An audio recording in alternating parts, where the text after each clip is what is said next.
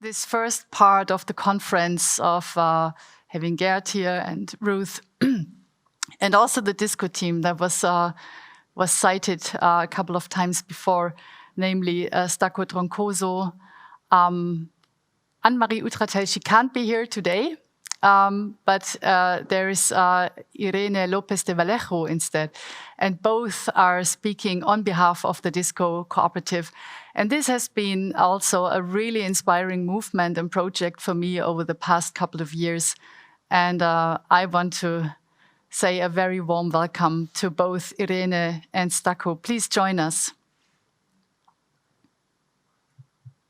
Hello. Hello, hello. Hello. Oh, here you are. Lovely. You all look exciting. You all look really groovy, I have to say. It's so good to provoke so much joy and laughter. But I haven't even spoken yet. Fantastic to have you all here. So I guess we've been meaning to meet up in the physical world since a long time, but there was no way to do it. So yeah, we had to organize a MoneyLab Berlin in order to get together, at least virtually. So welcome, Irene and Stacco. It's lovely to be here. And before we dive into the DisCO verse, I just want to give Ruth an opportunity to maybe say a few words of hello and goodbye to Irene and Stacco before we hand it over. Right. Really nice to see you. Yeah, I'm just going to, I don't know what I have to say other than to say that, to use this as an opportunity to boast, to say that one of my proudest moments last year was writing the foreword for the DisCO manifesto. I don't particularly enjoy writing, but it was a really easy thing to write because the work that DisCO is doing, the DisCOs are doing, and the reason they're doing it are really urgent, obvious. It's just doing such great work. So yeah, very happy to gate crash the beginning of your talk. Yeah, that was the idea. Ruth, thank you so much. You can just, I hope you'll stay with us and join the rest of the live stream on the MoneyLab website. Thank you so much for being here, Ruth. Bye-bye. It's been a pleasure. Thank you. Bye. Bye. And jumping back to into the DisCO space. So here we go. Very happy to having you both here. Where are you currently? You are in Spain, both of you, right? Yeah, I'm in Bilbao. Yeah. And I'm in a small village in western Spain, close to Portugal. Lovely. Can I ask you, Irene, can you maybe say a few words about yourself and what brought you to DisCO? That would be amazing. And then I pass it on to Stacco. Yes, thank you, Ella. I'm very happy to be here. And actually, it was Ruth who introduced me to Stacco and Anne-Marie. So it's Ruth's fault that I got engaged with the DisCO project. A few words about me.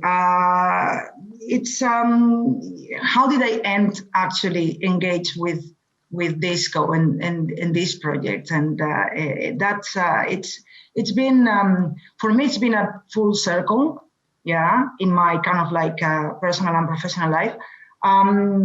When I met Stacco and Anne-Marie and started to get engaged with what they were doing at that time at Guerrilla Media Collective and in some other places, I was looking for something and I didn't know what it was. You know? I was engaging in a number of working practices and workplaces that were not really satisfying. So the ideas that they shared with me were very inspiring, and I thought I'm just gonna go and help. It's interesting because my background is social science, so I'm first a sociologist, a social observer, yeah, and what I did many years ago was actually studying existing working practices, the theory. I have to say that I am of a collaborative nature. I really enjoy working with people, but I find very difficult to collaborate in current workplaces. Yeah, the world of work is not really designed for people looking after each other. That's not seen as productive. Current workplaces are not really fair. Yeah, with the number of things. Yeah, not only a capacity but also more qualitative aspects of collaboration, and that was what brought me to be in the place that I'm today, fully immersed in the DisCo-verse and engaging and with the community. So that's a bit about me. I mean, I've been also involved in the blockchain space. I was for a few years very much into the whole Web3 space from an ecosystems point of view, trying to understand the technology, but always looking at it from the impact side of things. So what can these technologies do for you and how can you use them in ways that are useful, yeah, and very, very practical. So, yeah. Great. Thank you so much, Irene, and we get back to you soon. But before that, I want to welcome Stacco as well. Stacco, can you also say a few words about you, and then maybe we can dive into what brought DisCO into existence? Yeah, so I'm Stacco Troncoso. I'm originally from Spain. I was brought up in London, so this is why I have this dodgy half Spanish, half English accent. I've done many things in my life. I was a professional translator for years, and I was very politically active. This kind of, I did feel a political disenfranchisement, which cleared itself up through Occupy, or the Spanish version of Occupy 15M, which happened before. This led me to quit my job and to actually use unemployment as the startup capital for something called guerrilla translation, which is the first DisCO and the precursor of DisCO. So in guerrilla translation, we started doing collaborative accounting. This was just as the blockchain was kind of like exploding in more popularity 2013 after the original white paper and stuff. So we had a keen interest in the blockchain, and also Anne-Marie, my co-author, Anne-Marie Trayton, and myself, we were part of the P2P Foundation in various capacities during 6 years. And so we have guerrilla translation as a practical experiment of many of the ideas that were being talked about right then around P2P and the commons, but how do we make this sustainable and not dependent on external funders or privilege, but how can we make it this commons thinking and part of the workplace? And all of this resulted in DisCO, the Distributed Cooperative Organization, which Irene will take the lead in presenting. And whatever else you want to know, you can go to my website and read stories about me. But I'm more interested in hearing people's thoughts. I'm very glad to be here. Thank you, Ella. Ella and Ruth have been great DisCO allies. Ruth wrote the introduction, as mentioned, to the DisCO manifesto. And Ella wrote the introduction to the DisCO elements, which is the follow-up. So we're in good company. Thank you so much. Thank you. Thanks so much for being here. Yeah, so here in the chat already, people keep on asking, what is DisCO all about? And so I hear a lot of buzz around DisCO. So people have a vague idea. Okay, this is about feminist economics, and this is about mutual care. It's about also cooperatives, and it's about the blockchain. So how does all of this go together? And I think before we start entering a more maybe complex field of debate, I would invite you to give us maybe a short presentation, just an idea that people get a deeper understanding of what DisCO really is about. And then we kick off our discussion and conversation. And I will also collect questions here in the chat. Finally, I couldn't find the button. I'm sorry.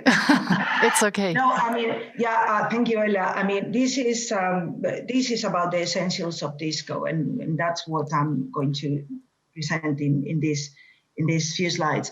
It's great that Stacco is also here, because I can only go so deep into some of the concepts. But I want to tell you something that it's funny, I suppose. I told all my friends that keep on asking, Irene, we don't understand what you're doing. What is this? What is it? Cooperatives, yeah, feminist. What is it, and what does it mean in practice?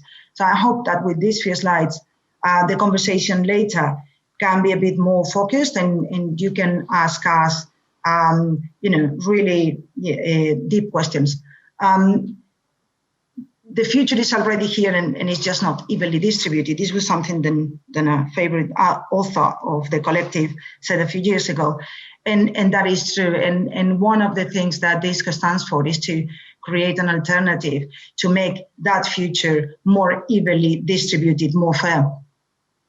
So here are a few points to give you the essentials of DisCO. As Stacco said, DisCO stands for distributed cooperative organizations and are a way for people to come together in ways that are cooperative, collaborative, commons-oriented, and feminist economics. Yeah, these are values for small federated communities that are already formed or are starting to begin to be formed. DisCOs use tech without being completely tech-centric. So humans and their decisions and their values always take a precedent. The trust, mutual trust in those small groups is essential to make the relationships reliable, but also enjoyable. And DLTs and blockchain technologies are only used when the values that the groups share are already formed and established, and everybody knows what their cooperation is for. DisCO's DNA, its essence, combines four main areas of work, of practices, and of examples, and they come together in what the DisCO framework it is, and I'll come to that a little bit later. So it's the commons and the P2P movements, the open cooperative movements, combining open source and commons principles with the cooperative and social solidarity movements. Open value accounting, it's about how to reward labor in a different way, and feminist economics, and bringing the element of care into the picture. The evolution from platform to open COPs to DisCOs can be tracked from the traditional cooperative to the platform cooperatives to the open cooperatives to DisCOs. Yeah, it's by adding layers of ideas and practices. In a traditional cooperative, worker ownership and control is distributed in a specific way. If you're familiar with the cooperative movement, you know what I'm talking about. If not, Stacco, chip in if you want. Platform cooperatives add a layer of digital technologies or the digital economy, digitalization to the traditional cooperative model. Open cooperatives add another layer of purpose, commons, and the open source. And DisCOs add a further layer of the element of care, the open value accounted element, and the DLTs. Yeah. So I mean, just to chip in on that, when you see that kind of timeline, cooperatives are very relevant, I mean, to the whole blockchain, decentralized, or I would say revolutionary space, because they've already been practicing that hard governance for 175 years. But this actually, when I see this slide, it makes me think like when you're checking out an app or something and they have a comparison with the other ones and like there's only one that ticks all the boxes. This doesn't mean that like DisCO is better, but DisCO is more specific. And DisCO reflects our concerns about the time that we're living in right now and the possibilities and the dangers of technologies. And those concerns are reflected in the DisCO manifesto, which you can read. If you just hit the next slide, Irene, and then I'll give it back to you, yeah? Yeah. Okay. Yeah. So, I mean, go ahead.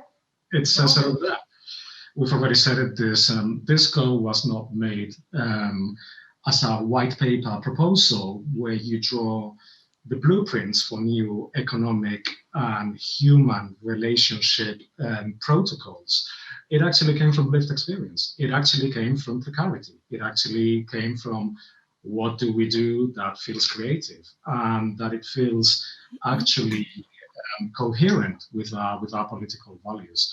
So I'm not going to say that we've done all the hard work for you, but we've done plenty of that already to create, what is basically a recipe book, like a food recipe. Yeah. So what DisCO gives you is it tells you the ingredients. It also gives you some of the technology, the pots and the pans to make the dish, but you're going to make the dish. You're going to cook it yourself. And as Ella mentions in her introduction to the DisCO elements, it's not easy.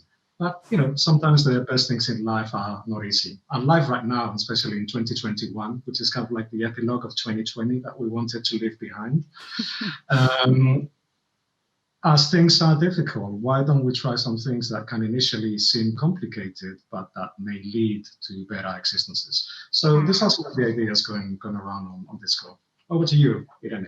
Thank you. So this is a picture of the Guerrilla Media Collective, not all of them, but most of them. And these are the people that actually gave birth to the DisCO framework. This is another beautiful picture of them drawn by themselves.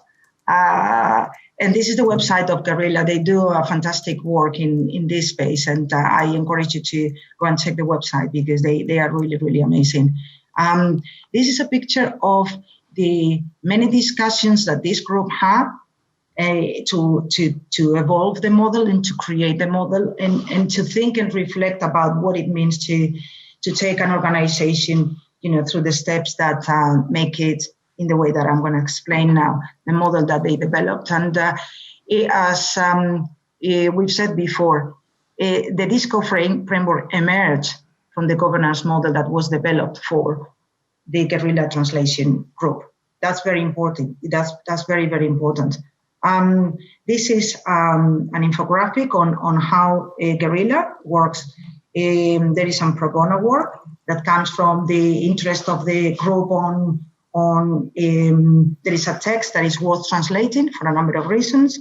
That work is love work. It's love credits, gives the individuals the work credits. A team is created to do the translation, and the work is done. Agency work works in a similar way. Someone signals, I want this translated, and they organize themselves, and they get livelihood credits for that. Work is done, out.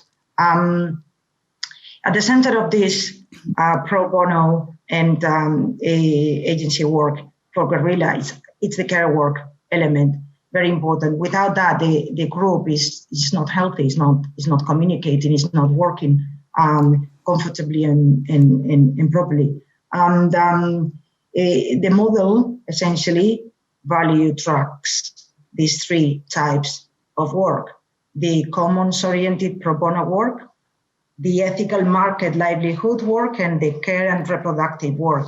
And all of this for a fair distribution of income. Yeah, this is very important. You want to say something about that, Stacco?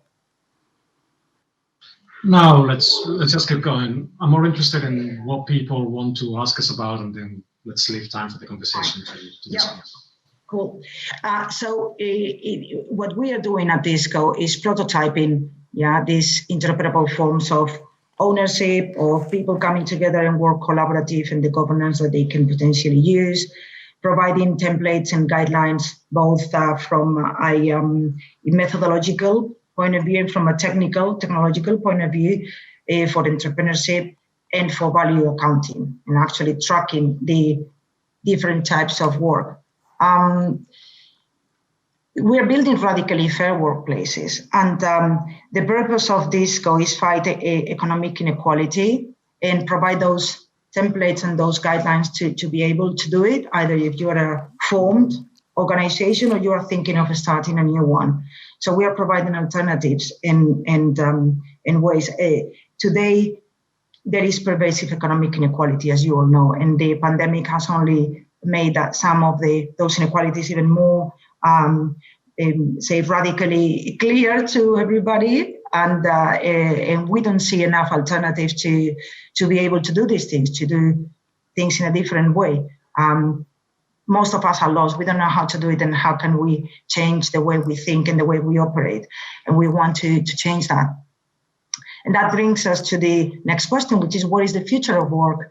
And for us, the future of work is the restoration of our relationships to each other and our relationships to the planet. We see this as the work of a lifetime, and this is our gift to future generations, for them to also carry forward and develop and deploy. And the party is not over. The party is full of DisCO-nauts. It's the people that are making this possible, is the guerrilla media group and the other labs that are helping us to co-develop and co-design this model. This is the last slide. You want to know more about what DisCO is, go to the website DisCO.coop, read the manifesto, read the elements. You will get all of the information you need there. If you want to be up to date with what we do, newsletter, social media, just please share and engage with us. And hello@DisCO.coop. And this is it. So I think that's now turn for, I guess, questions. Thank you. Thank you so much. That was amazing. And already questions coming in the chat. But I was wondering if you, I think what could be useful, if you would give us a short context of what DisCO as an organization currently does. I think that could be useful, so people get a better understanding of, what to ask you and how to address you. Are you consulting? Are you researching? What are you doing? Maybe you can just explain a little bit before we dive into the questions. Mm-hmm. Okay. Shall I go ahead? Yeah. At the minute, what we are doing is, we're doing a number of things, but we're doing many things. Yes, we do research. Yeah, research into these new ways of working and these new ways of organizing people. Is the ownership, is the governance, is the value accounting. There are a number of research aspects to be performed there. For example, legal forms. Yeah, I mean, there is a big debate around what are the legal forms that best support DisCOs. Cooperatives is obviously the one that is most aligned, but what if an ordinary SME wants to actually move towards DisCO model? Other legal forms that can best support that transition, for example. I mean, that's just one of the topics that we're at the minute looking into. There are others that are also related to the DLTs and how do we use DLTs and blockchain at what point and what for. So there has to be very useful and very practical and very no-nonsense and non-magical. And this is not something that has to scare anybody. So the group is working to make those ideas very digestible for anybody to take them on board and deploy. We are looking for funding all the time. We are raising funding to be able to put this in the hands of as many people as possible. This is an open source, open commons-oriented project. So what we do, we want others to use and reuse. And that is not cheap. It's kind of like it's people's time, and we need the funding to do that. So if any funders in the room, please contact us. We are looking for people. Yeah, we are looking for people because this is not your ordinary, I'm going to recruit someone in 2 weeks because I need to cover a gap.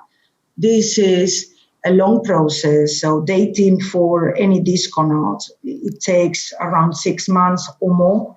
And when we have wanted to do this in a shorter period of time, things have not gone out as well as we would have wanted to. And that was painful for everybody. So we're looking for people that get what a DisCO is and what DisCO stands for, and that wants to work in getting this to the next stage.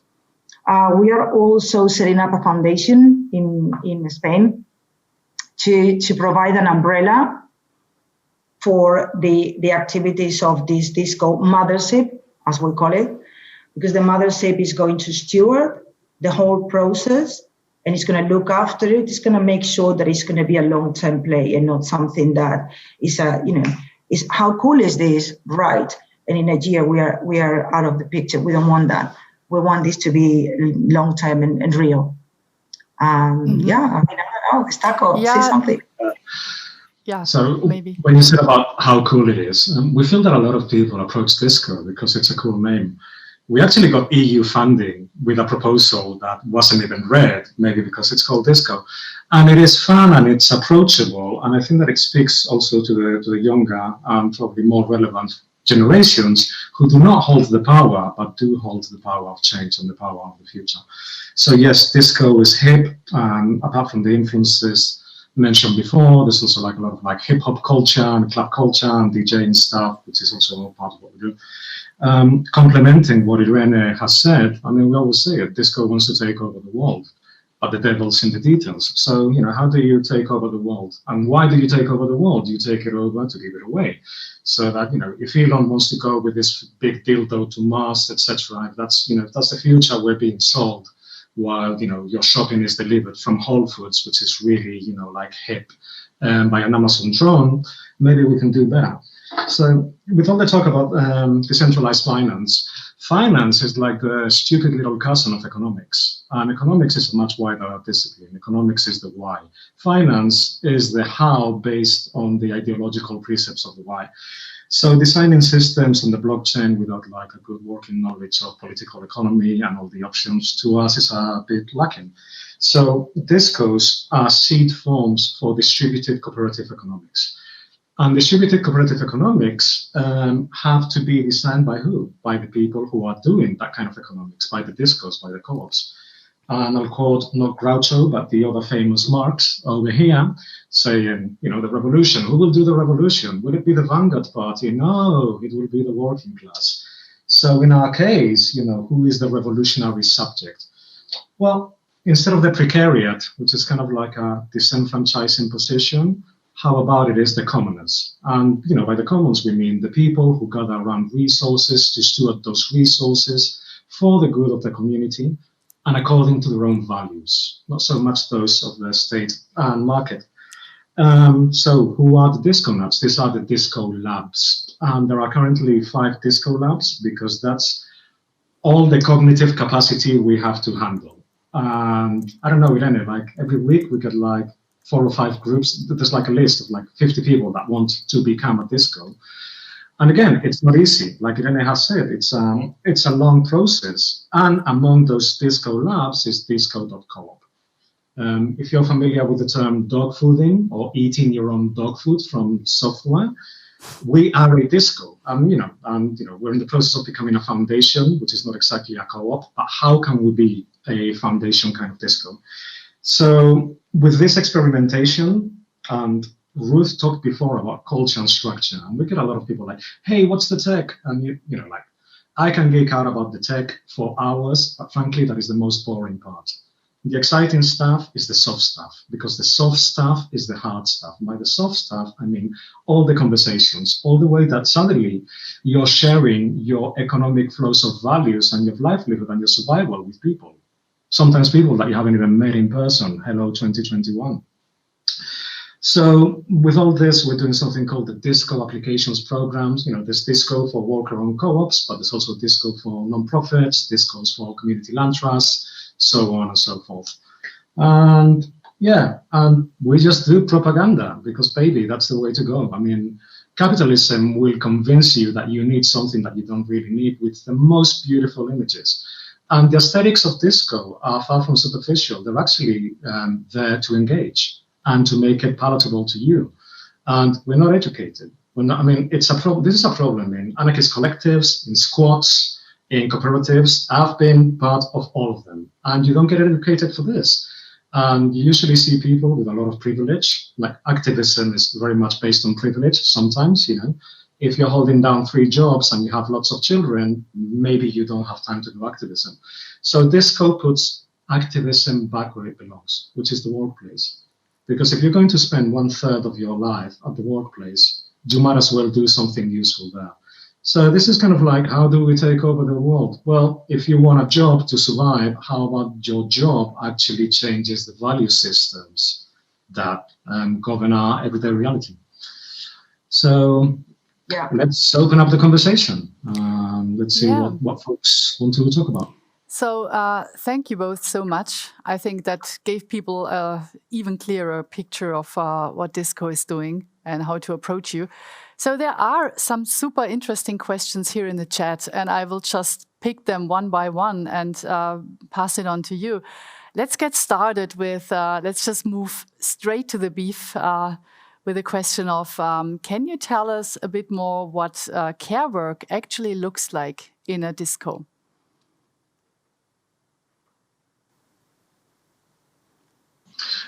Irene and I are like 2 people standing before a door, and we're like, "Please, you go first." No, you go first. Are you serious? No, you go first.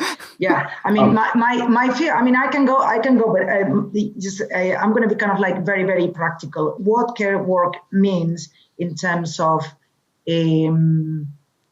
what we call community rhythms. Care is about looking after your colleagues. Yeah, and care means checking it every day, sharing a little bit of how you feel, worrying or caring about a couple of other people that are kind of like closer to you. We have some processes to actually approach that. It's communication, it's being very clear and very transparent about what you're doing, how you're doing it, and then developing some rhythms around that. Being very respectful with your colleagues, very, very respectful, and encouraging people to do, their work better. I don't know, it's kind of like, it's the soft stuff. That's my take on care work. Stacco? Yeah, I mean, Ella mentioned Marilyn Waring, the famous author of If Women Counted in the late 80s. So what would happen if women counted? Would we live in a world governed by derivatives and high-frequency algorithmic trading? Would we live in a world where most blockchain design, I mean, the Ethereum community is 96% male, and the Bitcoin community is like 93%. So what other stuff counts? How about listening to people? How about all that labor which is invisibilized? How about the act of carrying a new human being in your belly for 9 months and then feeding that human being and caring about it? So all of these things are discounted in normative economics, and they're very much discounted in the whole blockchain DLT space. There was a movement in the 70s called Wages for Housework, and one of the leading figures was Silvia Federici, who also happens to be a very famous writer on the Commons. And wages for housework wasn't meant to be taken literally as like, I will put, like a taximeter. Every time I do the dishes, I'm going to get paid this much. No, it's how about you notice? How about you notice all the invisible work on the reproductive labor? Who's creating the little people? Who's creating the cogs in the machines? Normally, women. And women do not have the same opportunities. Women do not have the same cultural privileges that men have. People who do not look like me and have other colors in the skin do not have the same privileges. So how do we take all of these things into account when designing better and more realistic economic systems? There's another discipline that is famously absent from the blockchain space, apart from feminist economics, which is ecological economics. And you can talk about side chains and sharding all you want. The blockchain is clunky, it looks like crap, it works like crap, it's slow, it has a massive energetic toll. I mean, and we can talk more about blockchain because we think that there is a use for cryptographically validated transactions. Well, I mean, what is the blockchain? The blockchain is kind of like not a consensus machine, but a consensus reality machine. The blockchain tells us this transaction was real. But, hey, Irene, I love you. How do I put my love for Irene or for Anne-Marie or for my dog, Cora, on the blockchain? Do I want to put everything on a smart contract? How fine-grained do we want to make smart contracts? I mean, do we want them at the quark level, just like little smart contracts, so like fine-grained? Not interested in that. And for example, I live in a village, and if I talk to people about the blockchain, they look at me like this, and this has been alluded to. They may feel stupid, but they're not stupid. Some of the more savvy ones would say, why? And this is a question we have to keep asking, why? DisCOs are designed to be federated after you have more than 20 people. Why? Because we want to create trust, the old school way. So instead of like a machine for consensus reality, and some blockchains proponents talk about, like the synchronized world computer. And to me, that is like the most fucking dystopian thing that I can think of. How about we learn to build trust with the people that you're working with? How about we go from trustless to trustworthy?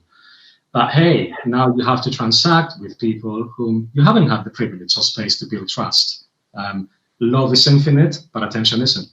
Then, hey, maybe instead of going through a central bank, blah, blah, blah, we can put this in the blockchain. But we'd like to introduce this word that is very absent from the blockchain space called sufficiency. Enough is enough. Use blockchains judiciously.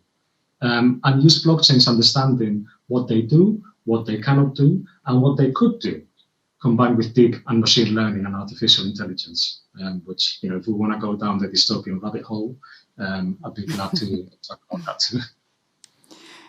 There's a question that probably fits quite well to that. And the question is, could you explain the love work more in detail and the accounting system or / validation of the quality within the DisCO on how love work is valued and accepted? Yeah, sure. So for those not familiar, love work means pro bono work or voluntary work. So pro bono is a term that is usually heard in law circles.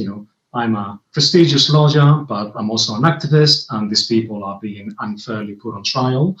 I will offer them my services for free. That is pro bono work. And guerrilla translation is a good example. So in guerrilla translation, the humans translate, And we choose, say that Ella writes this really interesting article, And we say, hey, we'd like to translate that. So we translate it, and for free. It's voluntary. We just give it away.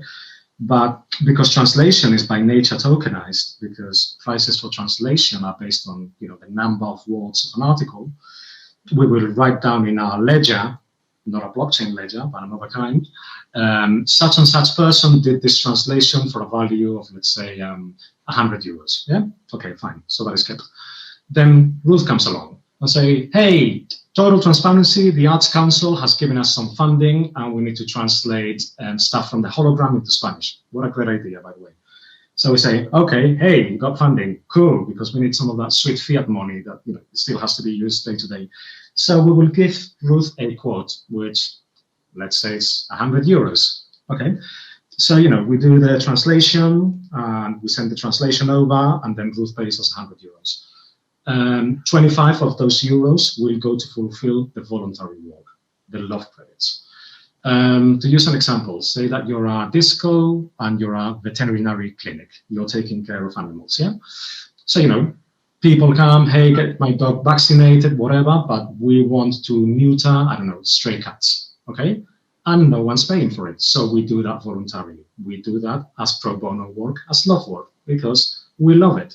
But because we have clients coming in, the capital that is raised by the goods and services offered, in this case by the co-op, by the DisCO.coop, is redistributed and it's paid back. So there's always, I hate game theory, but there's always an extrinsic motivation to do the stuff that you want to do, and it's part of the craft. If you're a translator, if you're a musician, if you're an artist, sometimes you want to do art not just because someone pays you to do exactly that kind of art, but the things that are closer to you. That's love work. It's also worth mentioning care work. For care work, there's like a dynamic rate, which means if you're working for 30 hours a week in DisCO and everybody else that is working the same number of hours has done 5 hours of care work, everything is flat. Everyone gets paid according to this pro bono and kind of like agency work thing. But if some people are doing most of the care work, which again historically has mostly been done by women, and other people are doing all the talks, all the stuff, and the writing, and we actually compensate the people who are doing that care work more than the other people. It's this kind of, it's not exactly a tax, but like David Byrne, I think, talking about music, about dancing, about architecture, talking about distributed cooperative economics in the abstract is quite difficult. So we have plenty of resources for you to check out. Irene, do you want to say anything else about the love work? Yeah, I mean, I think the interesting part of the model is actually putting it into practice. So the examples that Stacco was giving are easy to understand and are tried and tested. When a group of people comes to us and start asking those difficult questions, help us deploy the model, help us do this. In many cases, they underestimate the amount of time that it takes just to make it something practical and something that everybody is happy with. I don't know if this makes sense, because one thing is the theory of the 3 strands of work, deciding what is care for this community or what is love for that community is part of the process. And then the weights of those loves for that particular organization, it's also something that the group needs to decide. So putting this into practice is a really good exercise, but it is a difficult exercise. And what we want to get is as many labs as possible up and running, because DisCO will have 1,000 instantiations, when the time comes, for different types of businesses and for different types of business models. That's. Thank you. Thank you so much for that explanation. I would like to steer a little bit towards legal frameworks and organizational design, because we have people here in the chat. There is a person from Chile, for instance, asking how to develop a DisCO in their own environment, in their own cities. So there are a couple of questions relating to that, and maybe we can just pin it down with this one question coming in that asks, I would like to know what legal structures and frameworks do DisCOs use or can use, and what happens when the law obstructs or does not recognize DisCOs initiatives. I mean, did you ever come across a collective that wanted to become a DisCO not being recognized legally? Has that ever been part of your experience so far? I mean, most of them, because, for example, like the cooperative law in Spain is federal. And here's the thing, if we set up a profit-making corporation that is exploiting people on the planet, we will get really big tax breaks. So, the system is actually punishes co-ops. We would have like a much better system that actually rewarded work that was socially and environmentally relevant. So we get that a lot. If you're familiar with cooperatives, there's 7 cooperatives principles, but this doesn't mean that they're being followed. And actually, one of the interesting things about the DLT/blockchain space, even though they're different, is that, we can have like a number of like legal statutes, and then we can do what we want, and we can have these really nice cooperative principles, and then we can forget about it. But if you're doing value tracking, and if you're tracking your values, you can actually hold yourself accountable on a way that may not be legally binding now, but it's kind of like an honor agreement. And I mean, a lot of the things, but one of the things that distinguishes DisCOs from DAOs is that it's about visibility. It's not about smart contracts auto-executing themselves because you're such a genius that you've predicted like every single economic interaction that's going to happen, just the way that you predicted COVID 2 years ago, whatever. And reality is a lot more sly. What DisCO gives you, the DisCO deck, which is the value tracking software, it gives you a view of that economic reality. And that economic reality is not the mainstream economic reality. It interfaces with it, but it has what we call value sovereignty, meaning we're valuing this love work, we are valuing this care work. If you're in Chile, really interesting political situation in Chile, going back 40 years, we could say. one of the things, I think that the commons is really relevant here, because the commons is about specificity. Someone in the chat said, like if you think that if you don't agree with game theory, then you don't agree with reality. And I disagree with that vision of reality, because if the only intrinsic motivation is self-preservation, that to me is a neo-Darwinist reading. And I say neo-Darwinist because if you actually read Darwin, there's as much collaboration as there is competition in nature. And we're the outliers. Who's creating the sixth mass extinction? Is it the corporators, or is it a system that is very much predicated on game theory? Against game theory, we have the commons, which is based on deep relationality and specificity. So our DisCO, like our co-op, is in Spain. The cooperative legislation in Chile, in Berlin, in Zimbabwe is going to be different, but as cooperators, we will share common challenges. So it's a conversation. It's like, these are the resources we have, but you have to do the hard work yourself. Here's something like you see in the blockchain, like there's the great funder, who usually doesn't come from poverty and from other places which are not North America or Europe. And, it's like a one-person show, and it's all about decentralization. Well, for DisCOs, it takes two to tango, but I would say that it takes like 4 or 5 to DisCO. You have to go through the difficult, messy stuff of working out your values with people.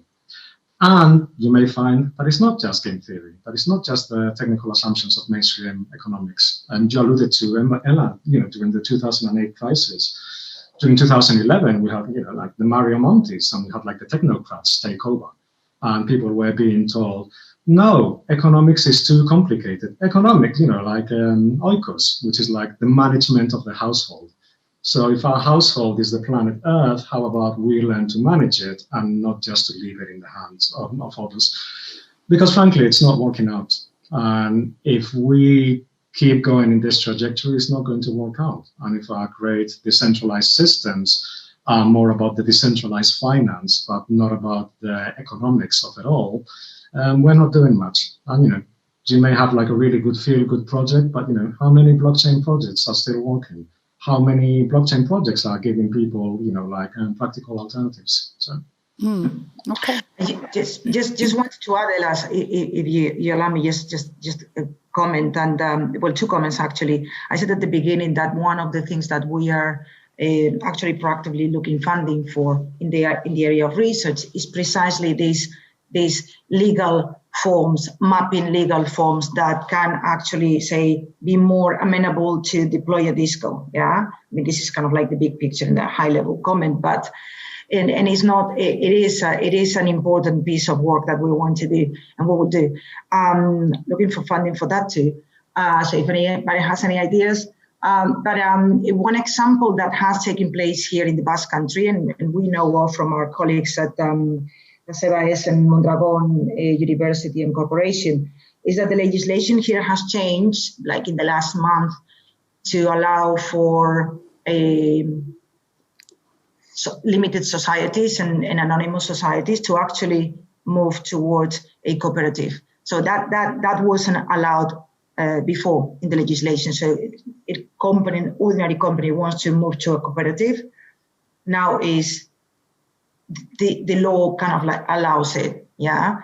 And that is, I understand our colleagues there tell us that is a first in the world. So we hope that that is something that we can also promote from the foundation, because that is the type of work that the organization that we want to launch and to make sustainable will do that. We'll fight those fights and will try to influence for that those ideas to change, yeah, and those legal forms to evolve, to host itself.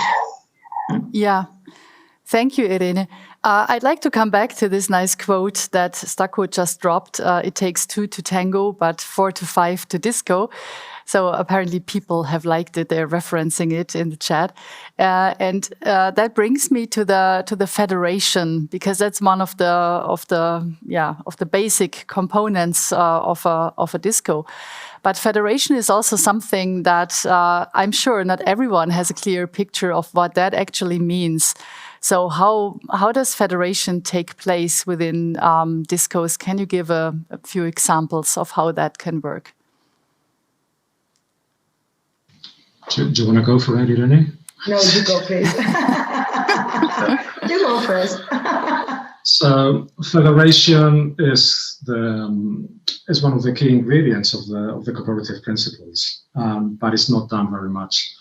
I think it was Ella that mentioned, how disaster capitalism is capitalizing on the COVID crisis, and we have Microsoft, Amazon, Google, Apple, and Facebook. The market cap in 2018 was $3 trillion US. The total the market cap of cooperatives worldwide the same year was $3 trillion US. So, co-ops like this small thing, whatever, they actually have massive economic powers. In the last 2 years, the market cap of MAGAF, of the big guys, and their guys usually, has actually gone up to like 4.8, capitalizing on this crisis. But it's not too late.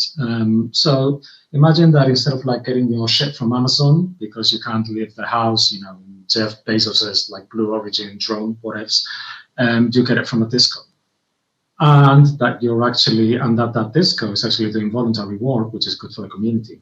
How about the town council or the government notices things and say, hey, these people from the DisCO, they have economic data that they're actually solving the pollution problem in the river. So how about we tax them less? So that's more the policy aspect, which you can find in the DisCO elements. The federation is about mutual recognition and resonance.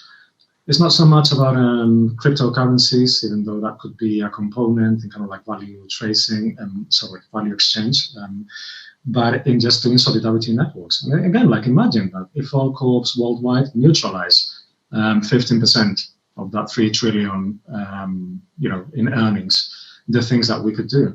And this, this is how we take over the world. This is distributed cooperative economics. It's based on modularity, meaning if we have a shared lexicon while allowing for total diversity, when we talk about, all these funny words like the DisCO, the love work, the community rhythms, we have like all these little concepts, which you can find in the DisCO wiki. It allows us to recognize each other. And when people say, oh, the commons is too hard, or, all this stuff is so new, it's like, honey, we've been listening to 41 years of bullshit neoliberal language. The risk premium. The thing like, please explain to me high frequency algorithmic trading. This is the peak of computing right now, not the blockchain, but derivatives. And yeah, we talk about, decentralized finance, but yeah, how about what they're doing with technology, with real finance? Because, that is the money, those are the investments from the likes of HSBC and Goldman Sachs who are investing in the blockchain and artificial intelligence at the same time. So to quote Rage Against the Machine, if we're name dropping Marilyn Waring, so etc., we need to take the power back. And we don't need to take the power back through a vanguard party or a charismatic leader. We need to take the power back through our workplaces, through our relationships. And learning about the commons can give us a new view on reality. There's a term used in the commons called enclosure, which means, it's typically used for land. It's like, the government takes over this land for factories, so you cannot provide your own food for yourself. You have to work as wage labor. The biggest enclosure is of the imagination, and we are living in apocalyptic times, meaning like this is the time of revelations. We're living through an apocalypse right now, which, talk about dystopian sci-fi. And, our behavior and the behavior of our governments around economics during COVID doesn't really set up us really well for climate change. If the ECB can print trillions for the banks, why can't they print trillions for cooperatives that actually do things which are good for people? Someone in the chat mentioned economies of scale. How about economics of scope? How much scale do we need? Because scaling, which is another hot potato in the blockchain world, means we take something small and we make it bigger. And we don't care about what's in the path of this scaling because our idea is so good. And this is the mentality of colonialism. So we're kind of like replicating those same technologies that have led us to this really, really, really bad place. If you go to the DisCO elements, there's a chapter on federation, and we're building it small. We're talking around with all the labs, we want to, like Irene says, and to have sufficient resources for there to be more labs. And we don't know how the DisCO story ends. We don't know if it's going to be successful, but no one knows. No one knows what the future holds. But if we hold it together and if we hold each other, it will be a better one. And this is not hippie bullshit. This is survival, and because we're in a very, very, very critical moment. But it's also a way of offering you hope in ways which, through the research and stuff, we want to validate. But despite all the research and all the footnotes, the proof is in the pudding. And can you DisCO dance? Can you relate to people in this new economic and distributed way? If you can, get back to us. If you can't, get back to us. But let's keep the conversation going. Thank you. Yeah, while we are moving towards the end of our conversation, I try to maybe couple up a number of questions, and some of them touch down on a critique against the blockchain. And so I can imagine you ran quite often. You came across a question where people asked you, all your ideas are great, but why do you need the blockchain for? Given the huge environmental issues, impact, etc., etc. So there have been questions and criticism around that in the chat as well, and maybe you just wanna talk a little bit about that as well. Just a comment. I mean, I just want to start by saying that I hope this is clear for everybody that is listening, and that will be listening in the future. The technology here supports the people and their values and the way they want to actually work and do whatever they want to do. Yeah. So it's not a tech-centric approach. It's not. And the technologies here are here to be useful and practical. Yeah. Stacco, please go continue. You continue. So DisCO, the technology that we're developing for value tracking is based on Commons PAB/Bonfire, which is part of Activity PAB, which is the federated protocol. And frankly, I'm way more interested in the Fediverse, in IPFS, in secure scuttlebutt than in blockchains. Blockchains, cryptographic, hashtag validation is really good when you want to establish something that, we'll see what happens with quantum computing, but cannot be hacked. But, within your co-op, everyone knows what you did because, you validated that work. We actually see a mixture of blockchains being used judiciously for those interactions which are truly trustless. Well, maybe you're developing like a process of trust, but it doesn't matter if it's proof of stake or proof of work. Again, the blockchain kind of assumes that you get I should say more like DAOs, assume that you get the math right in all the smart contracts. And there's this strategy and we'll just make smaller and smaller and more fine-grained smart contracts, and they'll be able to react in real time.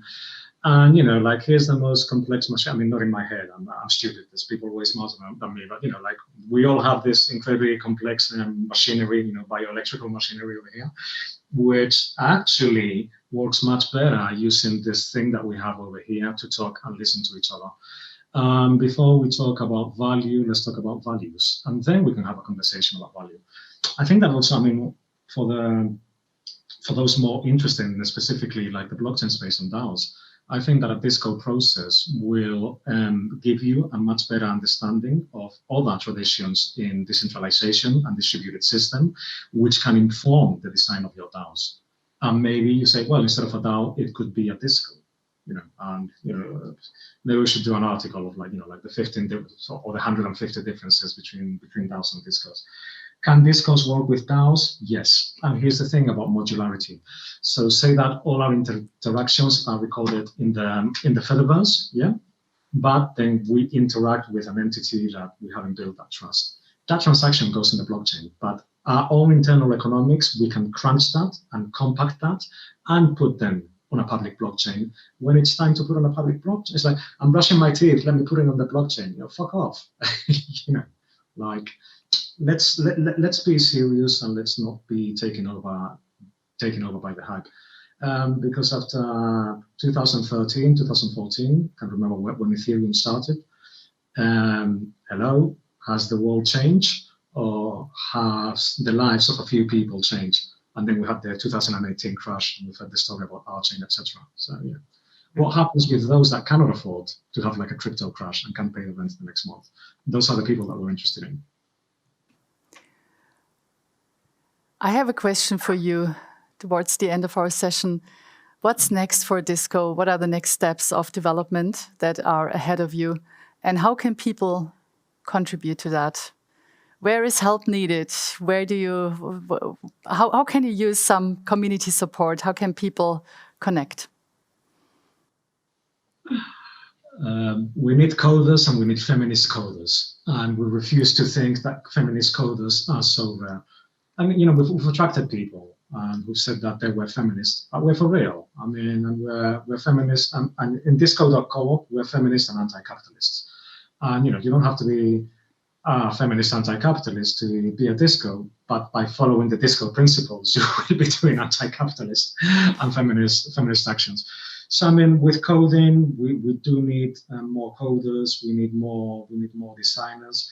But again, once we get, I mean, right now there's 12 of us. Once we get to like 18, 19, 20, we'll cap it off and we'll let other DisCOs and other labs. And, you know, we're collaborating with Mondragon, we're collaborating with Informal System and Cosmos Networks, which I do think is the most interesting stuff in the blockchain. We're collaborating with people in the Fediverse. What's next? Irene can talk more about the DisCO Foundation, but just keep on doing it. We have the DisCO Pink paper, yes, pink. We have audio books coming out for the DisCO Manifesto and the DisCO Elements, narrated by Anne-Marie, the co-author. We've got more infographics. I'm actually on holiday. I'm making an exception because I love Supermarket and I love MoneyLab. So maybe Irene has a better feel for what's going on and what's coming up the pipeline. Yeah, well, as I said before, we are setting up the foundation, and we want that to be the channel for all of our activities and activities for the world, and to help other DisCOs to emerge and be created. So we need help, and we can do with your help. So, and that is our message. I think we are very close to an end, and the point that Stacco made in the last intervention about the imagination. We are trying to change the way people think about work. It's about trying to provide alternatives to imagine how work can be more fun, more comfortable, more caring, more a place where you want to be and where you want to develop yourself. And that is at the minute not something that we are taught to think or to feel. It's like this type of initiative is like not right. We believe it's right, and we believe is something that can be done and scaled, despite of being a horrible word, but federated is a better one. It's a better one. But reimagining the way we want to work with others is possible, and we are working on that direction. Great. Hey, Irene and Stacco, thank you so much. It was lovely having you. And what I can say from contributions in the chat and from what I could sense, I think it was a pleasure for many of the people that watch us right now to hear from you. And I'm sure we'll hear much more from you in the future. So thank you so much for being here, and enjoy the evening, enjoy the weekend, and hope to see you soon. Thank you. Just one thing, if anyone has any questions about DisCO and stuff and wants to chat, you can write to us at hello@DisCO.coop. I mean, DisCO.coop, yes, we got the domain, and you can sign up to the newsletter. And Irene, when are we doing this community call? The community call, the AMA, the Ask Me Anything. Yeah, but it's asked, so it's it's ask. You can come and ask questions. So we are launching the AMAs next month, and well, if you go and subscribe to the newsletter, you will get the date and time and link. That's the opportunity to meet the team and ask us like very specific questions. Fantastic. Thank you both so much, and see you soon. Bye-bye. Goodbye. Thank you.